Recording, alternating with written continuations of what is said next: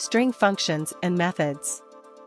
There are various functions and methods for working with strings in Python. In this lesson, we will learn about some such functions.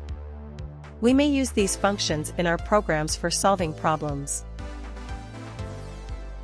Let's start the journey with the len function. The len function returns the length of a string, that is the number of characters in a string.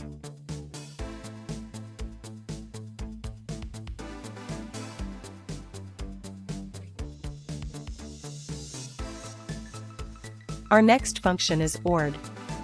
Ord stands for ordinal. The ord function returns the ordinal value of the argument supplied to it. Actually, ord function returns the number representing the Unicode code of the character passed to the function as an argument. Here, 65 is the Unicode code for capital letter A.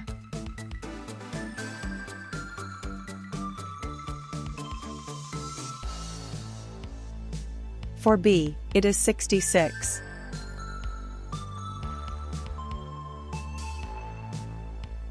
Small case letter A is represented by 97. You may check the Unicode code of other characters in the same manner. Now let's write a for loop for displaying the Unicode code of all the characters of a string.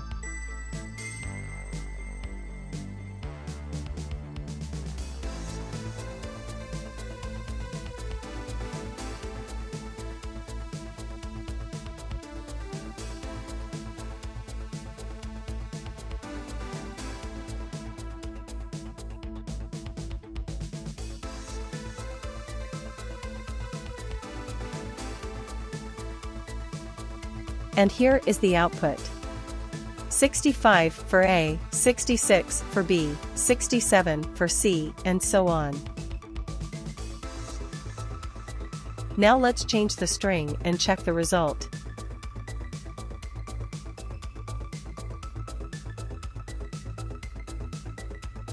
(42) for asterisk, 40 for left parenthesis, and so on.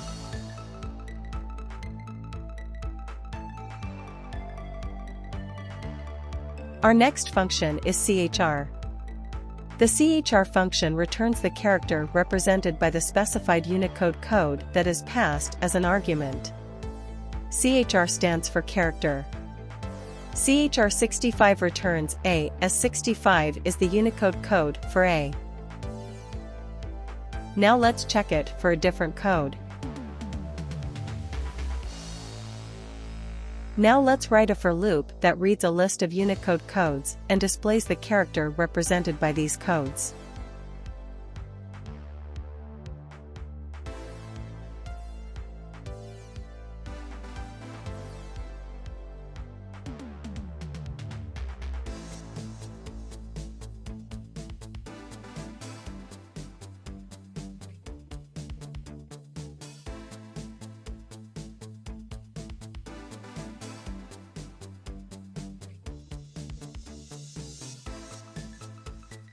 Let's run it and check the result.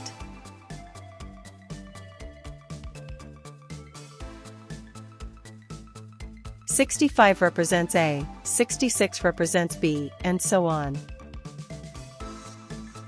Now we will learn the usage of few string methods. Let's start with isDigit. The method isDigit returns true if all the characters are numerical digits, otherwise it returns false. Let's consider the strings assigned to the variables s1, s2, s3, s4, and s5. Only the string assigned to s1 consists of numerical digits only. Other strings consist of both digits and alphabets.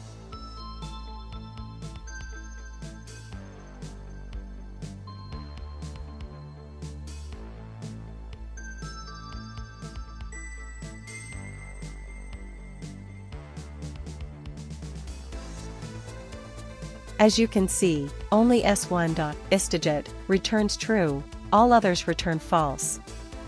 This is because all the characters of s1 are numeric digits only.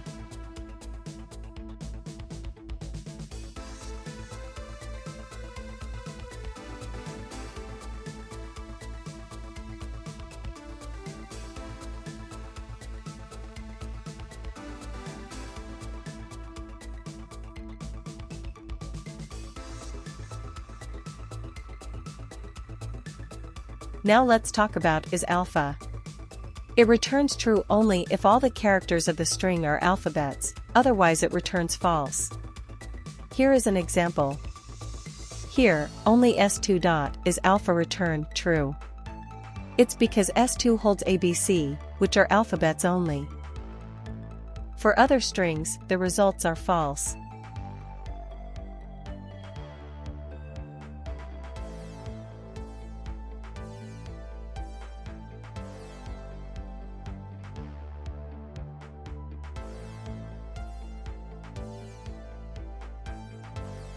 Our next method is alnum. It returns true if all the characters of the string are alphanumeric, that is, alphabets and/or digits. Otherwise, it returns false. Let's check the codes above.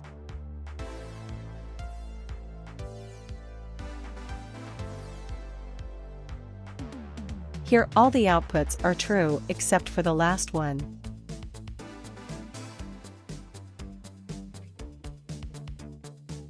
Here, S5 dot is alnum returns false because there is a space inside the string. Now we will test few more string methods without much discussion. Outputs are self-explanatory. Just follow me while I type and check the results. Note that, here we are using the Python interpreter at the terminal for rapid-fire tests. Pay full attention, please.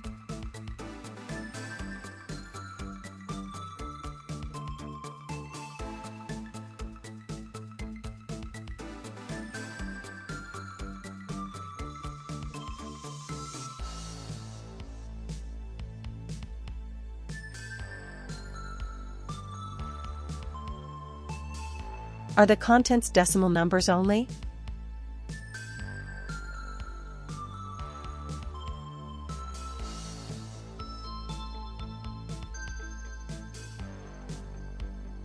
Are the contents numeric digits only?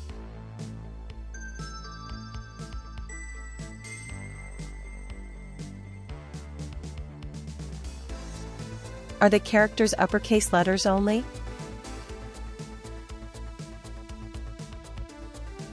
Are the characters lowercase letters only? Are the characters spaces only?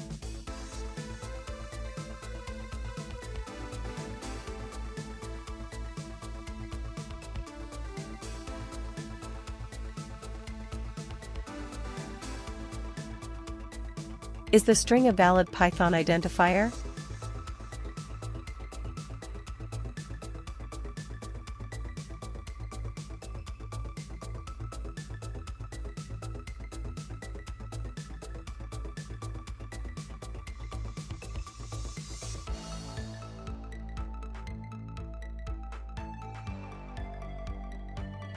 Are the characters printable?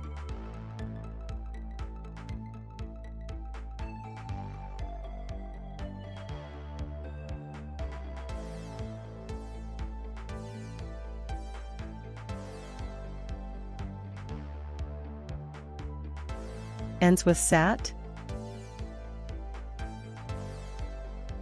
Ends with mat?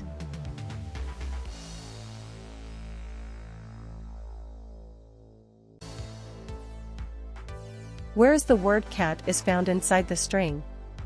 Index position?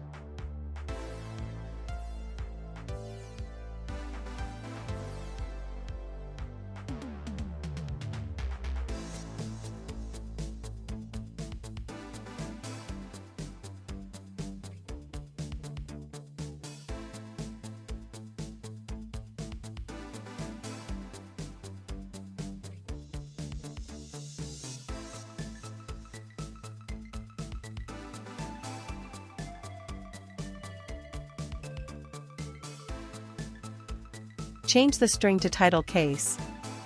The first letter of each word is an uppercase.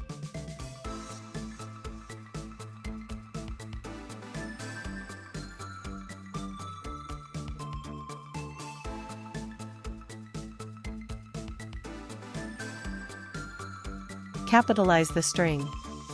That is, only the first letter of the string is an uppercase.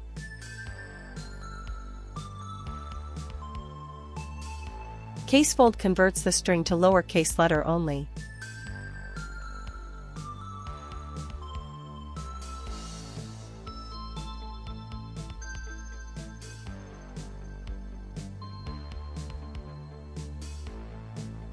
Swapcase swaps the uppercase letters to lowercase and vice versa.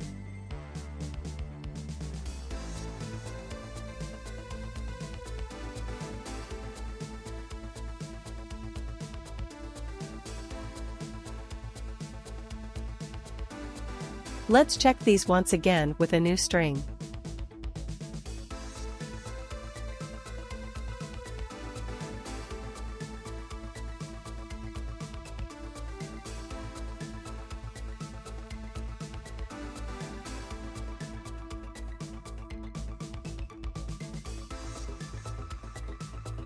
Justify the string to the right with a total width of 30 characters.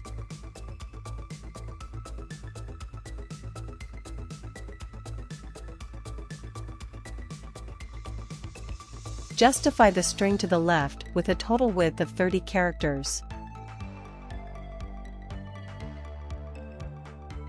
Justify the string at the center with a total width of 30 characters.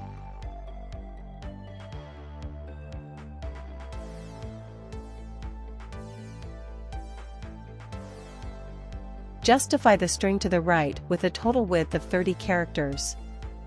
And fill the spaces at the left with zeros.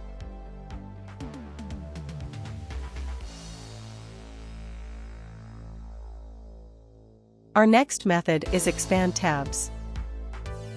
Consider the string S1. Here, /t stands for tab.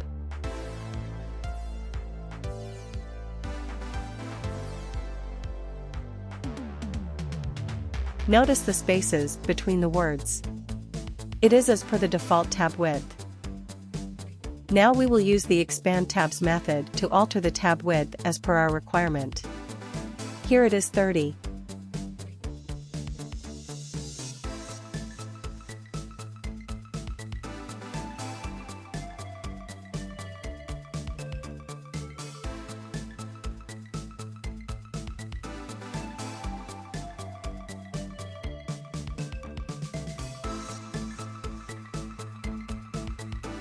We will end this lesson with the split method.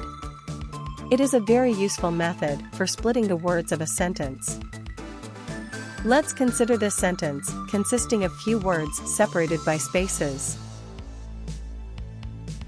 The split method splits the string into individual words and returns the words as a list as shown here.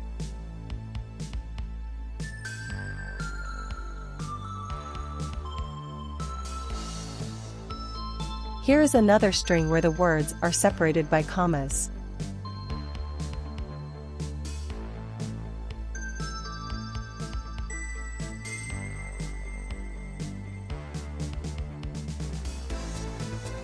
Here we are explicitly instructing the split method to split the string based on commas.